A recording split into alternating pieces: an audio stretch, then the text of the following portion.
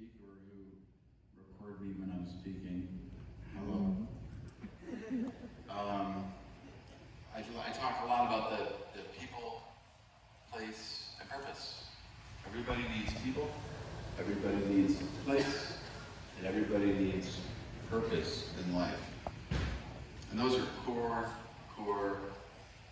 issues that we are struggling with, certainly in this county, and I would say around the state and the country, particularly when you look at the homeless crisis and you look at incarceration rates that are just unfathomable.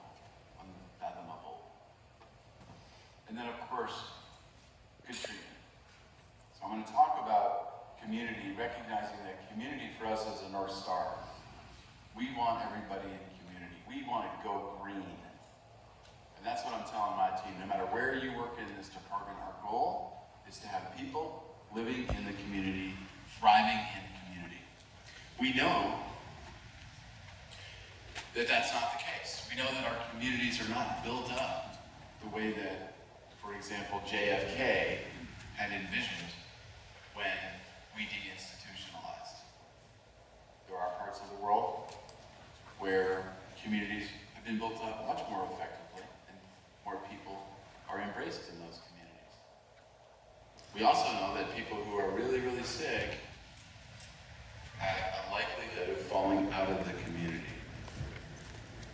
So the second domain, which we call the crisis system, is there to help catch people when they're falling out or unstable in the community, get them the services that they need, help them stabilize, and return them into the community. And if you have a strong crisis system, I like to think of it as guardrails or a perimeter around community, people won't be falling out of community into domain number 3, which are the institutions. The institutions of today, the outdoor asylum of the streets and the indoor asylum of jail. And for kids, that means bouncing around the child welfare system, which is an analog for being homeless, and going to juvenile probation, which is pretty much just straight up incarceration. So what we want to do there, and what we try to do, and what we're trying to build up, is services, resources to get people out of institution and back into the community, oftentimes with a pit stop in the crisis system. And the fourth domain is really the infrastructure that we need to support all of the work that we do. And some would argue that that domain is as important, if not the most important thing, because without a robust infrastructure, we can't do anything. And I will tell you that that's an area of significant focus. It's an area of deficit. And we are really, really pushing and struggling to rebuild this department. And I don't just mean internally. I mean in terms of its relationships with the rest of the universe of our field. Other county departments, the board of supervisors, the cities, all of our stakeholders here, the academic institutions, the state, federal government, everything. And it's only really when we have a strong infrastructure that we can push out robust efforts in the institutions to bring people back into community, that we can hold up a strong crisis system to prevent people from falling out of community into the institutions, and that we can build up the communities that we need and that people deserve, and that frankly are 50 years late. We have fallen way behind. I think I'll just stop for a sec to see if there's anyone that is wanting some clarification or has any type of specific input. All right. Okay.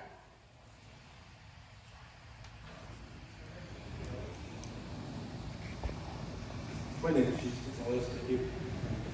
I was just would ask for a little bit more clarification of what you would define the crisis system be. Well, I'm going to do that. I'm going to now go through each of these different domains with a bit more detail. Is that okay? Okay, good. Could I have the next slide, please? I guess that's on me, right? Dr. Sherin, we have one more question here. Oh. Buenos dias. I have a question. This is a very interesting and innovative plan. I wonder how the community was engaged in the community planning process in developing this in consultation with the department and you to create this. It's interesting, but as you go forward, I want to make sure that I understand how we as a community were part in creating this. Well, I'll just say straight up, I've been listening since the day I showed up to every person that said something to me. And that's what we're doing right now. And this isn't a final, etched in stone strategic plan. We're here to get input. This is an iterative process. But we have listened and we continue to listen. We've had ongoing engagement from a consultant with the SACs. You're shaking your head. Yeah, I'm shaking my head. I'm Latino American, and I go to a lot of our SACs and USCCs, and I know Latinos make the largest group of people in LA County, and specifically the people that receive services for DMH. And I know at this event, most oftentimes the material is not available in Spanish. This material in line is not available in Spanish. Oftentimes at stakeholder events, and I'm glad to see one here, but we don't have translators, so that's why I'm shaking my head. And I'm sorry if that upsets you. I'm a consumer at the end of the day, so when I hear my director speak to me in that way, it's scary as hell as a consumer to speak up. So I don't know how other people feel asking questions when I know that my community, the Latino community, oftentimes doesn't hear. So that's my question. And I'm a consumer of DMH. I guess my question would be to you, are you suggesting that you don't have the ability to provide input to the department because the materials haven't been available in languages? Exactly. And I would ask my team, is this being translated? We'll make sure that it's translated, sir. Is it currently? No. We just received it last night, You received, the PowerPoint presentation, but we'll make sure that it's translated by Monday. okay. But I guess I'm also asking right now, is it available for people? Do we have a translator on site? Because if that's requested. Yes, we do. We have one right here in the corner. Okay, that's what I thought. Yes. Okay, And we also have the hearing impaired screen as well. okay, good. And I think on this topic, this is obviously a very important topic. We ask for requests. If there are special requests for the dialogue, there's an opportunity to make those requests, and then we will be responsive. I think we'll be responsive because we want to be responsive, but we'll also be responsive because we're required to be responsive. Okay, I think that's important. Just due to the fact that not only do we have professionals in the healthcare field, we also have people that are going through it. And with that, how do we relate to each other? As a group, not only the people who make the decisions and work for them, but also the people who are going through it with every situation. And with that, even on the mic right there, the people who make decisions, people who make presentations today, can you please relate to the people who you're making the decisions for? And with that, making your speeches more understandable so you can relate to everyone. Using words, I understand it, unfathomable, it's even hard to say, but everyone cannot relate. So even today, way to everyone, and so we can all relate together and deal with the social determinants of health. Thank you.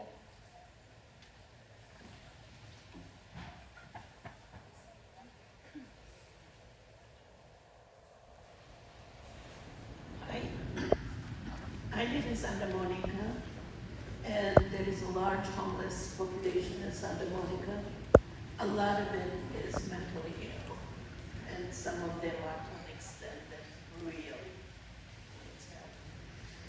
What the Department of Mental Health is doing for that? Are you any way connected with the future of Los Angeles and this big plan for the homeless population and housing?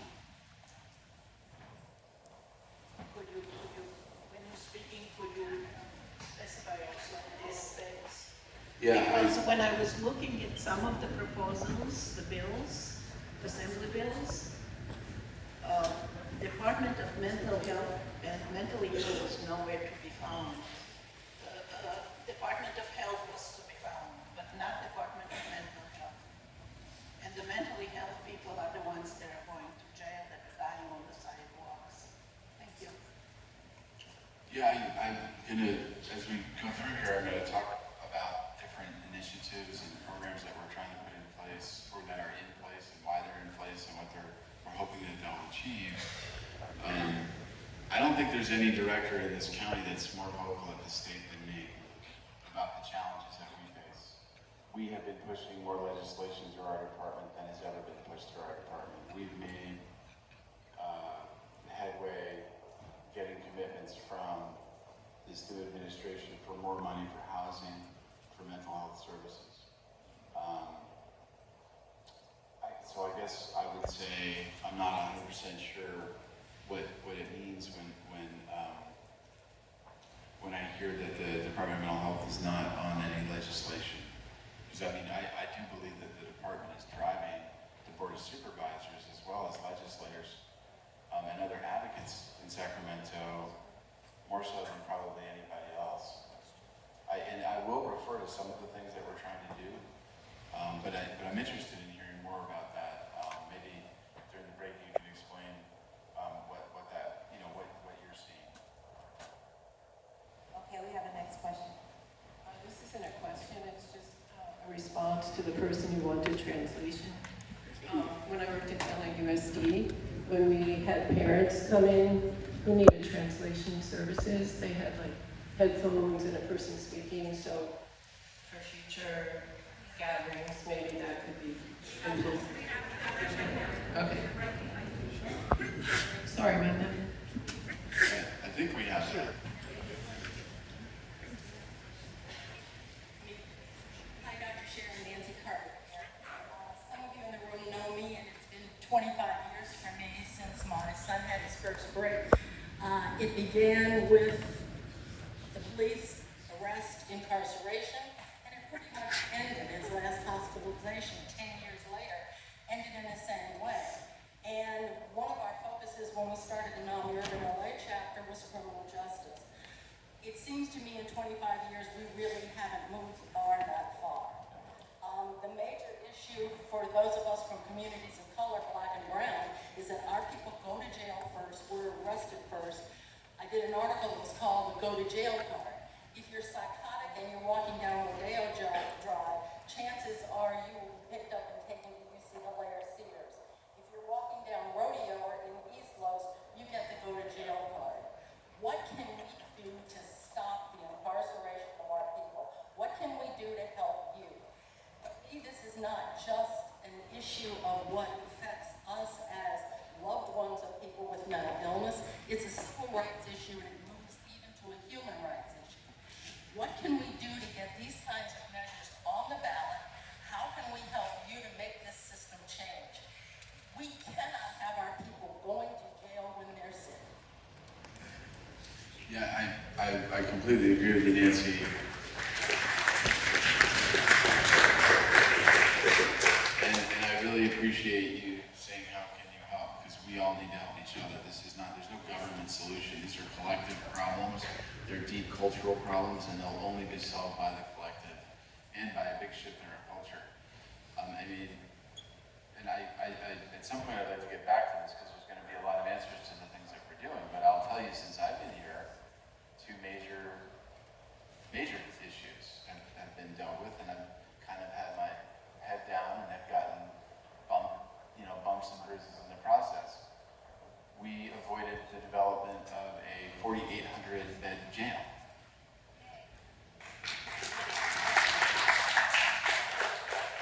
The money from that jail is right now being reconsidered. There's a group called the ATI, the Alternatives to Incarceration Work Group. I'm a member. And we're trying to figure out how do we build out a system of care, which here is like the green and the yellow, instead of building more red. That's a big deal. So at MLK campus, there's an old hospital there known as the MLK 1.0. That thing was shut down, and it was dormant, and it was coming down. And this department took the lead in putting together a $320 million refurbishment, revitalization of that facility, which is crisis system and more all day long. We put in the vast majority of the money. We did a lot of the thinking and took all of the input that we had gotten again and again and again from folks who are inspired like you on these topics. And that old hospital is an example of what we call a restorative care program, which is going to be carried as a bill that we have driven to create umbrellas around mental health treatment and addictions together, which doesn't happen in this state. That facility has urgent care access for medical, mental health, and addictions on the base floor.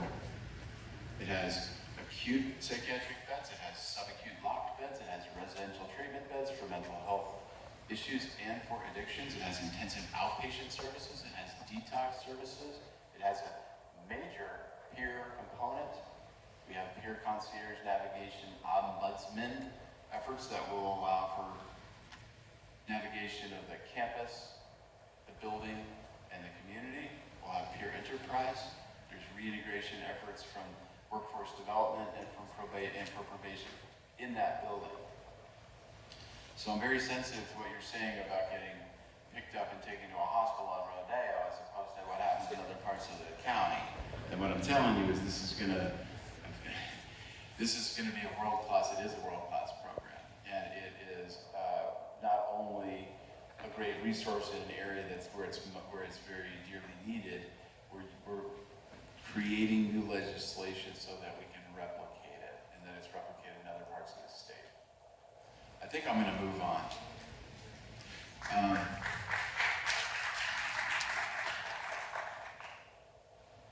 Could I have, oh, sorry, here.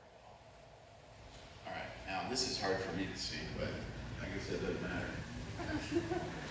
I talked a bit before about community, and I like to think of three basic components. And one of the components really is prevention. And prevention to me is a large umbrella term for the types of things we can do to improve access to services. And if you look at these sample tactics, you'll see why we rise. Is there anybody here? Oh, that's very kind of you. Destiny.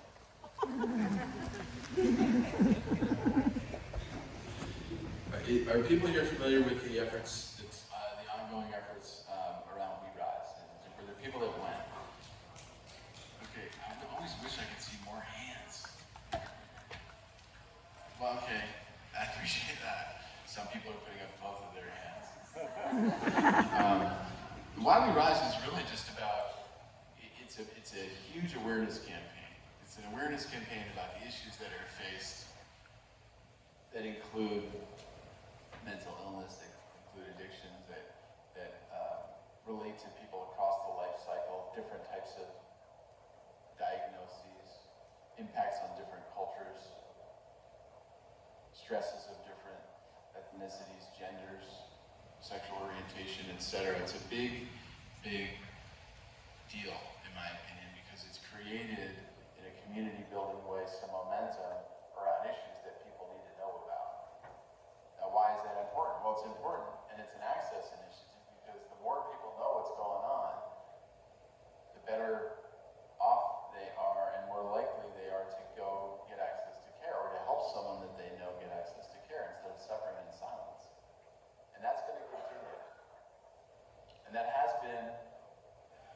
an investment of the county, and our goal is actually to create a movement that is self-sustaining and not governmental.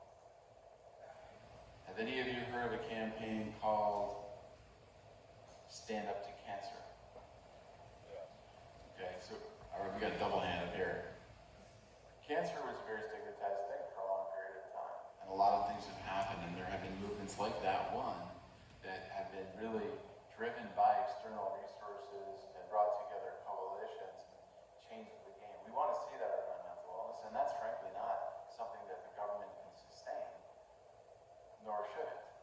So I'm just telling you that that's something we want to seed and watch it grow. Access platforms, community access platforms. We look at community and places where people come together as opportunities for folks to get access. And I like to talk about schools as one community access platform. I would say it might be the largest, and it also might be, and you could argue about this, the most important. There are many. There are schools. There are libraries, there are parks, faith-based organizations, there's other departments like DPSS, child welfare. They're all platforms where people come together who may be struggling, and we want to get them access to services. But I'll focus on the schools. And at the schools, we are investing significantly in partnership to first, what I call train up the ecosystem. Well, what does that mean? It means making sure that the kids, the teachers, the administrators, the after-school employees, the families, the neighborhoods are better suited, more equipped to identify people who are not doing well and may have needs. And when red flags, as I call them, are identified for a given person, that person can be engaged. That kid can be engaged.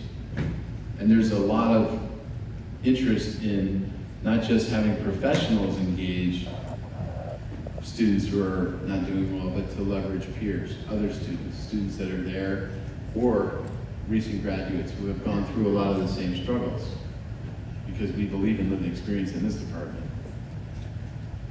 And then once someone is engaged, how do we get them connected to that resource? And the resource isn't only mental health services delivered by the Department of Mental Health or our contract network. It's any of the resources that someone might need who's suffering to do better. Could be that there's problems in the family, that the parents are needing counseling. Maybe there's an addiction issue with the kid, with the family. Maybe there's unstable housing. We don't know. But when we see a red flag, we want to engage that red flag, find out what's going on, and navigate an individual to the resources that will be helpful, and then follow up, make sure that resource is delivered, and make sure that that resource is actually helpful. So that's an example of how we are investing in community access platforms in a way that will improve the connection to resources for individuals that need them in a proactive way. The Tech Suite. I don't know how many of you are aware of this Tech Suite project. There are many technology approaches to wellness, well-being, mental illness, mental health, behavioral health. And we in California, really, when I showed up, had no bandwidth, we had no capacity.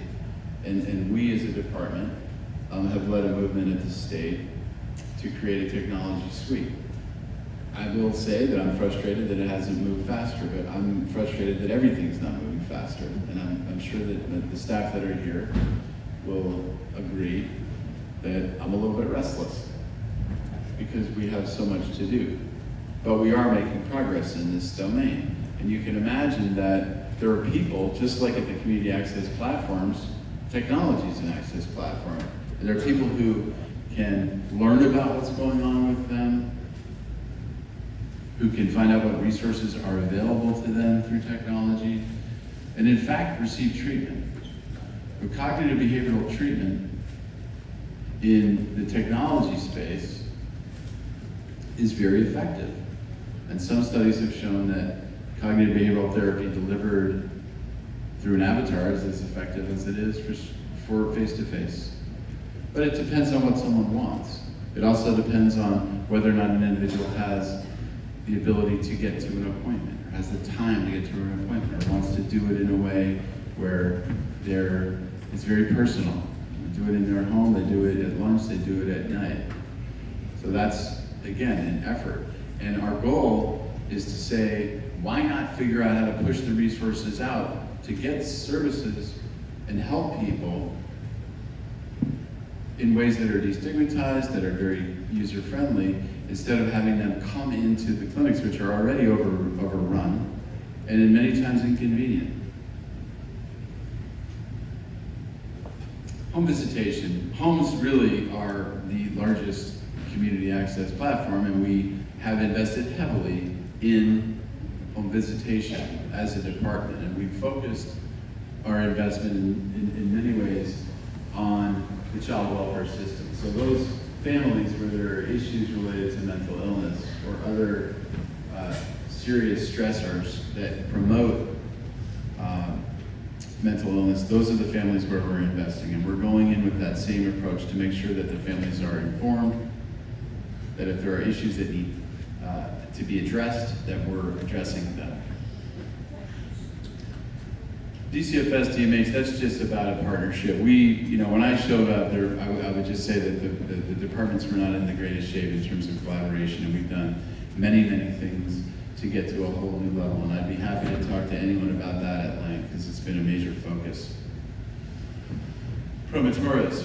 The Promotora program, and we have promotores that are representing, is a really, really important program. It's really about training up our communities and leveraging people who are in the communities and have the language and cultural capacity to be agents of information, to be messengers. The problem with the Promotora program is it's not big enough, and it's not diverse enough. We need to think about how it can be diversified and how we can invest in it. And at some point, we have to talk about payment reform and how we as a department get paid. Because one of the problems here is that this strategic plan relies upon doing things that we think will be helpful and that will address the needs of people, and frankly, they don't get funded. They don't get funded by the federal government or the state in a way that's sustainable. And the Promotora program would be one of them. And we're trying to figure out how to pour more resources into that program, and then also how to leverage communities to inform each other. Health neighborhoods, really more of the same. In a perfect world, in a perfect county, we would have fabric. We would have an inclusive fabric, a fabric that is all about recognizing, who is not doing well and knowing very clearly how to get someone access to care and exactly the kind of care and resources that they might need.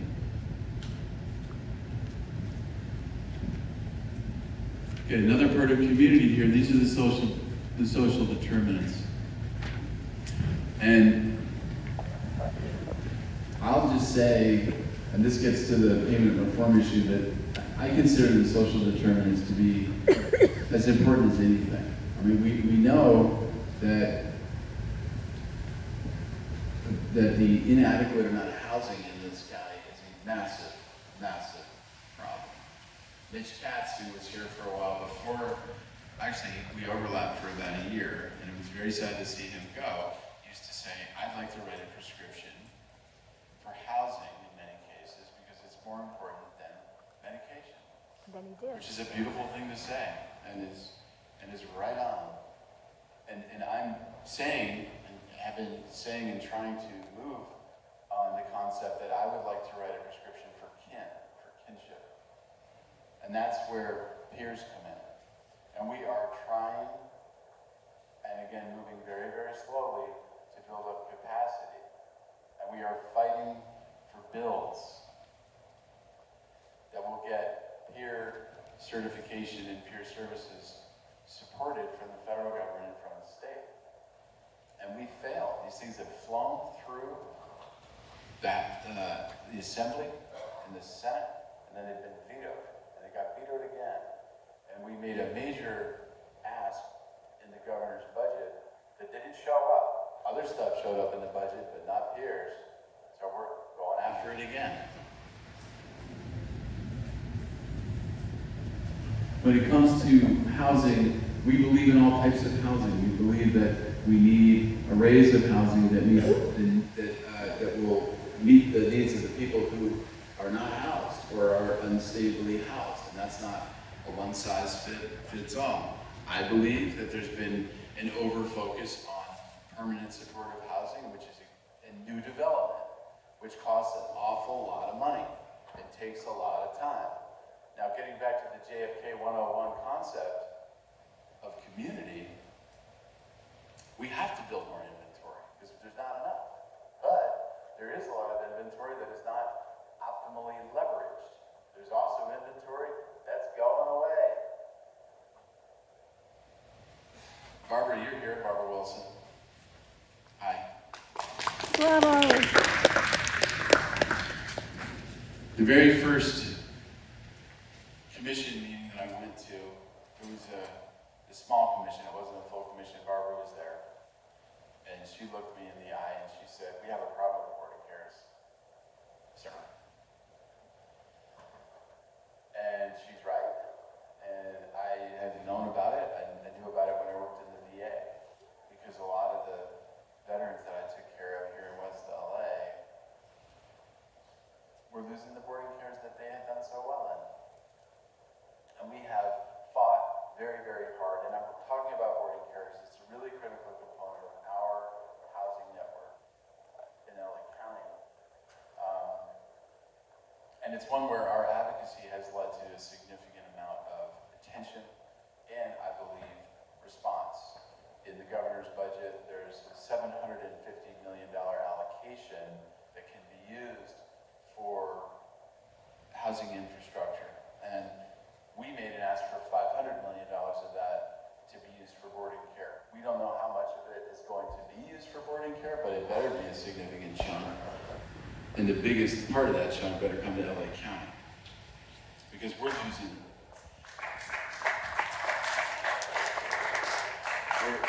lots and lots of beds. And people will say, "Oh, well, the boarding cares are, some of them are really not that nice." Well, that's because the business model is broken, folks. You can't sustain high quality boarding cares if you don't have a business model that will support them.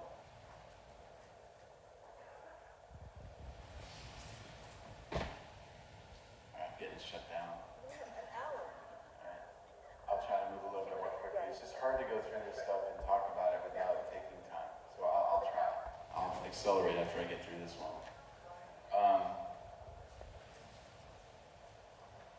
And the thing about the boarding cares, which really, really, really is upsetting, is that it's not just that you're losing the bed, you're losing the site. We know NIMBY. We want YIMBY. We got NIMBY. And when you lose a site, and your goal is to have inclusive communities, you're losing gold. The loss of a boarding care unit, in my opinion, is more of a loss, is not taken care of by the addition of a $500,000 permanent support housing unit. So we need to figure out not just how to stop the bleeding with $500 million across the state, which is a one-time investment.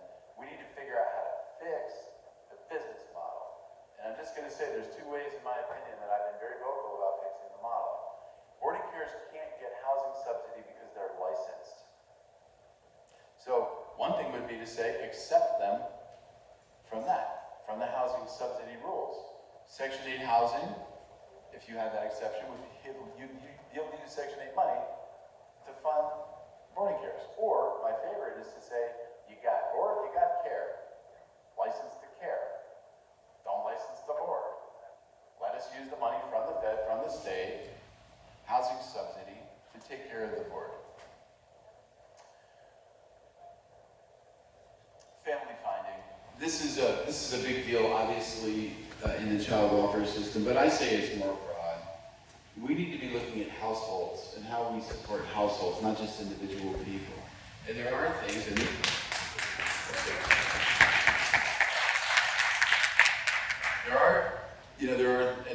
a lot of these topics are lightning rod, and there are going to be people that agree with me, disagree with me, but I just speak my mind and my heart because I don't really know any other way to do it. But HIPAA is a problem in many scenarios. And we're taking this to the Fed. I go with the supervisors to DC every year because of federal law. Oftentimes they try to tell me to relax. But this is a big deal. It's a big deal around addictions. It's a big deal around mental illness. And when you go to jurisdictions that have inclusive communities, and you say to the clinicians, what do you do when a family member calls? They say, hallelujah. Hallelujah. We have a social network. We have kinship in place. Let's foster that. Let's grow that. Let's not say, oh, I can't talk to you about that. That's privileged information. That's a problem, guys. Okay. Purpose, right? People place purpose. We have to, just like we need to say that housing is important, write that prescription, kinship is important, so is purpose. What I say is, we've been so backwards in our field, in the health and human service field. The VA, when I started, and I think helped change this, it was like, oh, you can't offer that person an opportunity, that veteran an opportunity for a job because they haven't been sober for 30 days. Right?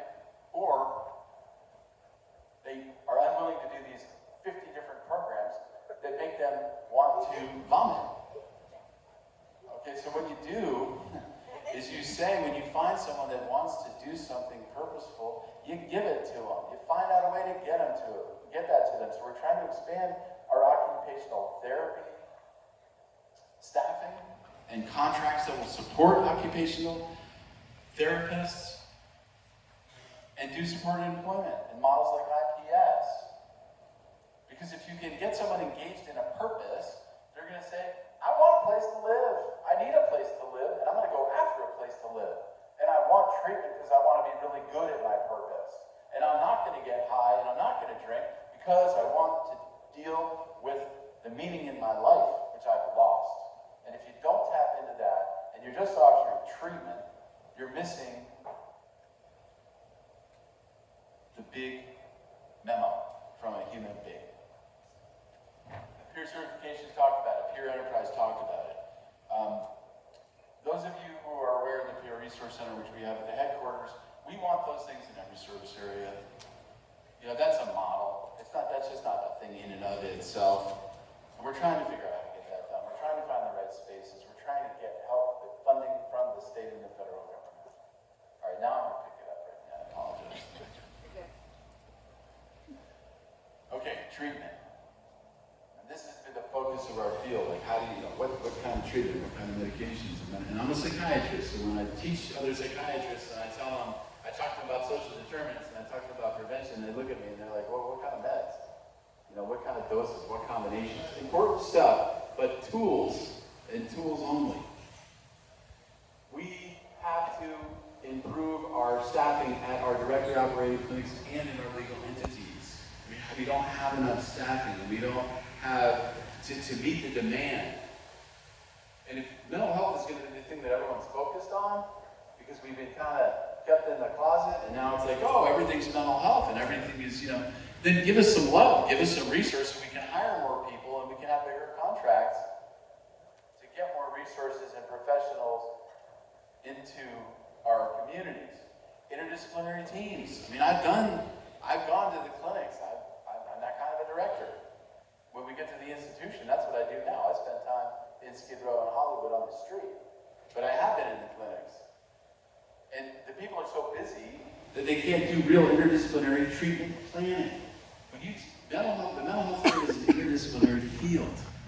It's not, it's not dealt with by independent professions. But we don't have the time for teams to get together, deliberate the different issues going on with a person, come up with a plan, make sure that that plan is carried through by the team. There's treatment plan, care coordination. There is something at the state called ECM, coming down the road with the new waiver, which is enhanced care management. Those of you who are familiar with individuals that have multiple challenges,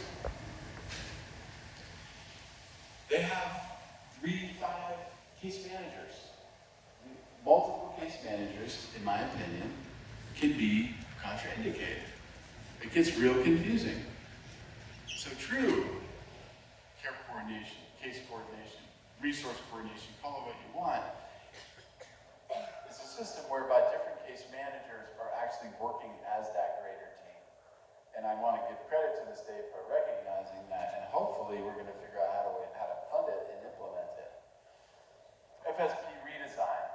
I'll just be real quick on this. You know, FSP is the meat and potatoes of public mental health in terms of the treatment side. And FSP means full service partnership. And it's really an assertive community treatment model, an ACT model. And the way that it's been designed, I would say across the state and in this county, is based on clinics having a number of slots. And then, oh, well, we got to fill our slots with a certain number of people. The problem is that individuals who are really, really sick and are ending up in the hospitals and the streets and in the jail, when they fall out of a slot, it's not hard to fill that slot with another person. But what happened to the person who fell out of their slot? So what we're saying is we're going to create, our teams that we're going to be funding at a different level are going to be responsible for a population of people. And they're going to be required to perform in taking care of those people. And in fact, incentivized for getting good outcomes for those people. And it's not just treatment. We're going to have housing specialists. We're going to have occupational therapists or supported employment specialists on those teams, recognizing what I was saying earlier. And they're all going to be, again, asked to perform by achieving outcomes.